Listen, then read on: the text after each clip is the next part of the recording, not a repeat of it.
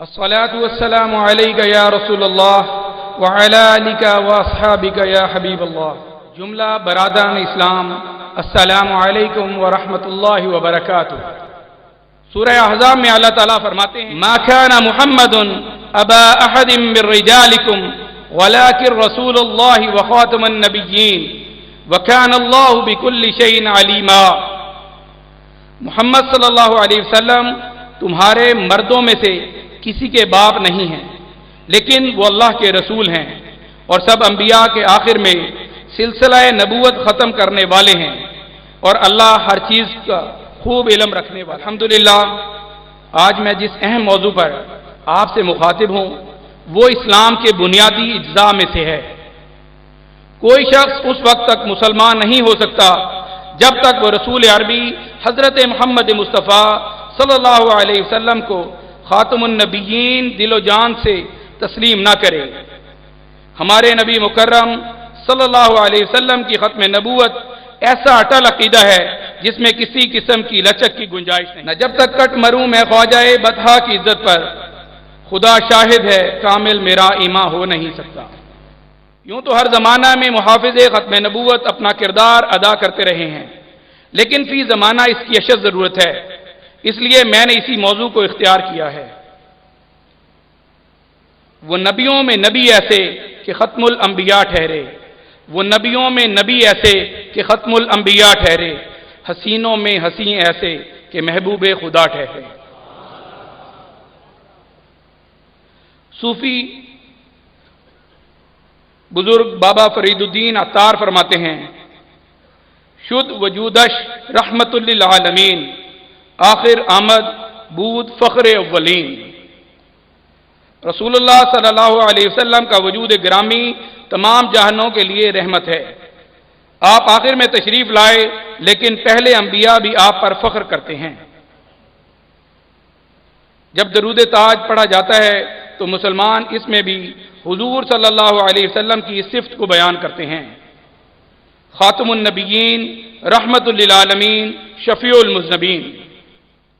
یہاں یہ بات مد نظر رہنی چاہیے کہ سب سے پہلے محافظ ختم نبوت خلیفہ اول سیدنا ابو بکر صدیق رضی اللہ تعالی عنہ ہیں، جو کہ سلسلہ عالیہ نقشبندیہ کے بانی ہیں، اور ہم ان کے سلسلہ میں ہونے کی وجہ سے اس بات کا زیادہ استحقاق رکھتے ہیں کہ ختم نبوت کا پہرا دیں اور اس عقیدے کی حفاظت میں تن من دھن سب کچھ قربان کر دیں۔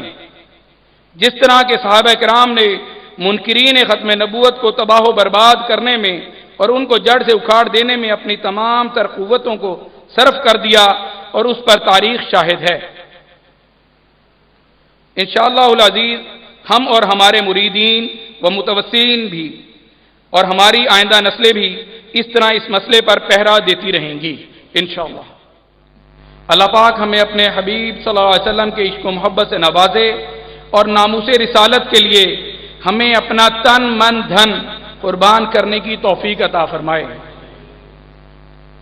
محمد ہے متاع عالم ایجاد سے پیارا، پدر مادر برادر مال و جان اولاد سے پیارا۔ کی محمد سے وفا تو نے تو ہم تیرے ہیں، یہ جہاں چیز ہے کیا لوح و قلم تیرے ہیں۔ ہم اپنے دلوں میں عشق رسول کی شمع کو روشن رکھیں اور اپنے پیارے رسول صلی اللہ علیہ وسلم کی اطاعت کریں تو ہم کامیاب و کامران ہیں، اور جو لوگ ہمارے بلکہ تمام کائنات کے رسول صلی اللہ علیہ وسلم کی شان میں بے ادبی کریں، توہین کریں، انہیں معلوم ہونا چاہیے کہ غیرت مسلم زندہ ہے اور وہ اپنی حرکات سے باز آ جائیں تاکہ امن عالم تہو بالا نہ ہو۔ اس لیے کہ ہمارا ایمان ہے نماز اچھی، حج اچھا، روزہ اچھا، زکوٰۃ اچھی، مگر میں وجود ان کے مسلمان ہو نہیں سکتا۔ اس کی اہمیت اس سے بھی واضح ہوتی ہے کہ قرآن کریم کی بہت سی آیات میں اس مسئلہ کو تفصیلی طور پر بیان کیا گیا، اور خود نبی کریم رؤوف الرحیم نے کثیر احادیث میں اس مسئلہ کو واضح فرمایا ہے۔ اگر حضور اکرم صلی اللہ علیہ وسلم کے بعد کسی اور نبی کو مبعوث مانا جائے گا تو خدا کی آیتوں اور امام الانبیاء کی احادیث کا صراحتاً انکار ہے، اور عقیدہ ختم نبوت میں نقب زنی کی کوشش ہوگی، جو سراسر ضلالت اور گمراہی کا رستہ اور جہنم کے واجب ہونے کی پختہ دلیل ہے۔ سیدنا محمد صلی اللہ علیہ وسلم کے خاتم النبیین اور آخری نبی ہونے کے متعلق قرآن کی آیات۔ سیدنا محمد صلی اللہ علیہ وسلم کے خاتم النبیین اور آخری نبی ہونے پر صاف اور صریح آیت تو یہی سورہ احزاب کی تلاوت کی گئی آیت ہی ہے۔ اس کے علاوہ قرآن مجید کی اور بھی آیات ہیں جن سے آپ کا خاتم النبیین اور آخری نبی ہونا ثابت ہے۔ اللہ پاک سورہ مائدہ میں ارشاد فرماتے ہیں، الیوم اکملت لکم دینکم واتممت علیکم نعمتی ورضیت لکم الاسلام دینا۔ آج میں نے تمہارے لیے تمہارے دین کو کامل کر دیا اور تمہارے اوپر اپنی نعمت کو تمام کر دیا اور تمہارے لیے اسلام کو بطور دین پسند فرما لیا۔ نبی صلی اللہ علیہ وسلم کے اوپر دین کا کامل اور تمام ہونا اس بات کا مستلزم ہے کیونکہ آپ کے بعد کسی اور نبی کا آنا اسی وقت ممکن ہوتا جب آپ کے دین اور آپ کی شریعت میں کوئی کمی ہوتی، جس کمی کے بعد میں آنے والے نبی پورا کرتے، اور جب آپ کا دین کامل اور تمام ہے اور اس کا نامکمل ہونا ممکن نہیں ہے تو آپ کے بعد کسی اور نبی کا آنا بھی ممکن نہیں۔ سورہ سبا میں اللہ تعالیٰ ارشاد فرماتا ہے، وَمَا أَرْسَلْنَاكَ إِلَّا كَافَةً لِلنَّاسِ بَشِيرًا وَنَذِيرًا، اور اے رسول مکرم، ہم نے آپ کو دنیا کے تمام لوگوں کے لیے جنت کی بشارت دینے والا اور دوزخ سے ڈرانے والا بنا کر بھیجا ہے۔ اس آیت میں یہ تصریح ہے کہ دنیا کے تمام لوگوں کے لیے آپ رسول ہیں۔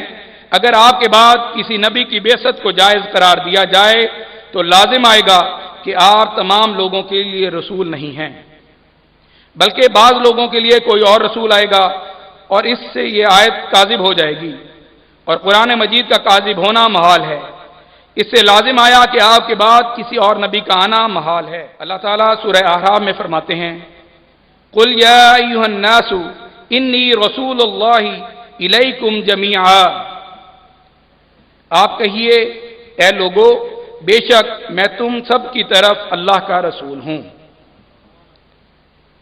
اس آیت کی بھی حسب سابق تقریر ہے کہ اگر آپ کے بعد کسی رسول کا آنا ممکن ہو تو پھر آپ سب کے لیے رسول نہیں رہیں گے۔ سورہ انبیاء میں اللہ تعالیٰ ارشاد فرماتا ہے، وَمَا أَرْسَلْنَاكَ إِلَّا رَحْمَةً لِلْعَالَمِينَ، اور ہم نے آپ کو تمام جہانوں کے لیے رحمت بنا کر بھیجا۔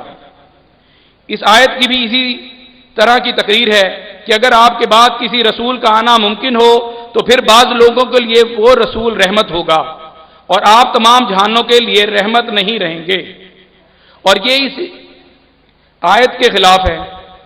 اللہ تعالیٰ سورہ فرقان میں فرماتے ہیں، تبارک الذی نزل الفرقان علی عبدہ لیکون للعالمین نذیرا، وہ ذات برکت والی ہے جس نے اپنے عبد کامل پر وہ کتاب نازل کی جو حق اور باطل میں فرق کرنے والی ہے، تاکہ وہ عبد کامل تمام جہانوں کے لیے عذاب سے ڈرانے والا ہو جائے۔ اس آیت سے بھی اس طرح استدلال ہے کہ اگر آپ کے بعد کسی نبی کی بعثت کو جائز اور ممکن کہا جائے تو آپ جہانوں کے لیے ڈرانے والے نہیں رہیں گے، کیونکہ بعض لوگوں کو عذاب سے ڈرانے والا وہ رسول ہوگا، اور یہ اس آیت کے خلاف ہے۔ سورہ آل عمران میں ارشاد باری تعالیٰ ہے،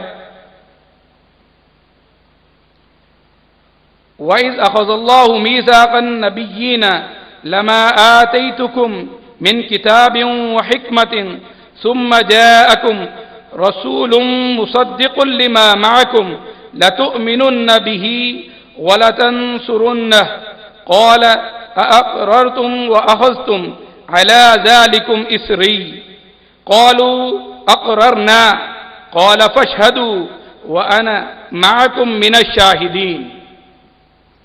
اور یاد کیجیے جب اللہ نے تمام نبیوں سے یہ پختہ عہد لیا کہ میں تمہیں جو کتاب اور حکمت عطا کروں، پھر تمہارے پاس وہ عظیم رسول آ جائے جو ان چیزوں کی تصدیق کرے جو تمہارے پاس ہیں، تو تم سب اس پر ضرور ایمان لانا اور تم سب ضرور اس کی مدد کرنا۔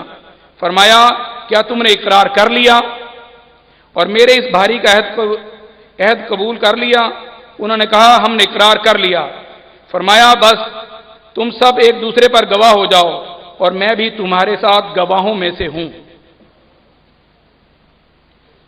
اس آیت کا تقاضا یہ ہے کہ جس نبی کے آنے پر تمام رسولوں سے اس پر ایمان لانے اور اس کی نصرت کرنے کا پختہ عہد لیا گیا ہے، وہ تمام رسولوں کے بعد آئے۔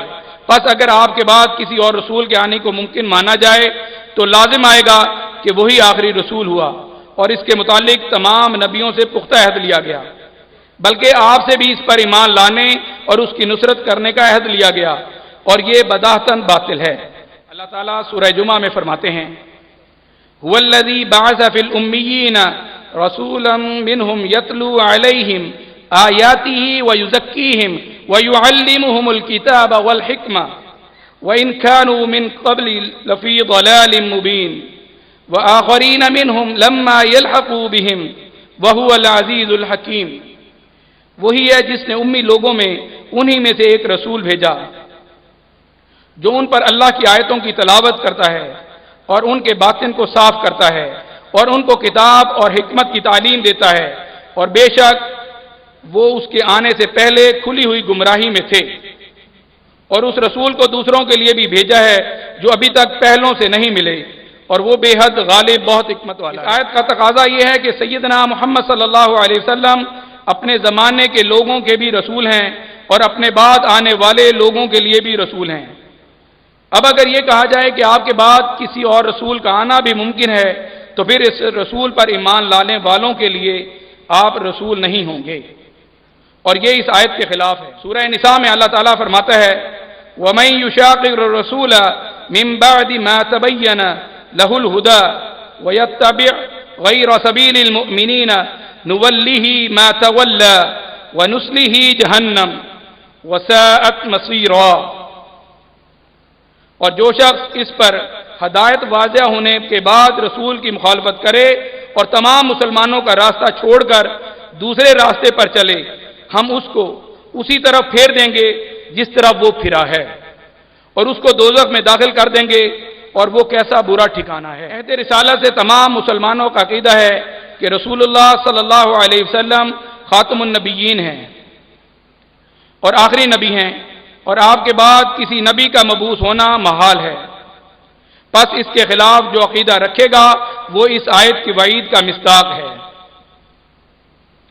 لا يستوي منكم من انفق من قبل الفتح وقاتل اولئك اعظم درجة من الذين انفقوا من بعد وقاتلوا وكلا وعد الله الحسنى۔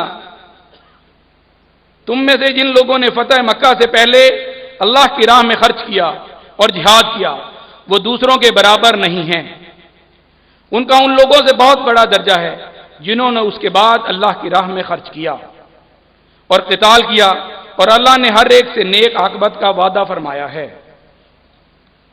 اس آیت کا تقاضا یہ ہے کہ فتح مکہ سے پہلے اللہ کی راہ میں خرچ کرنے والے صحابہ بعد کے صحابہ سے بہت افضل ہیں۔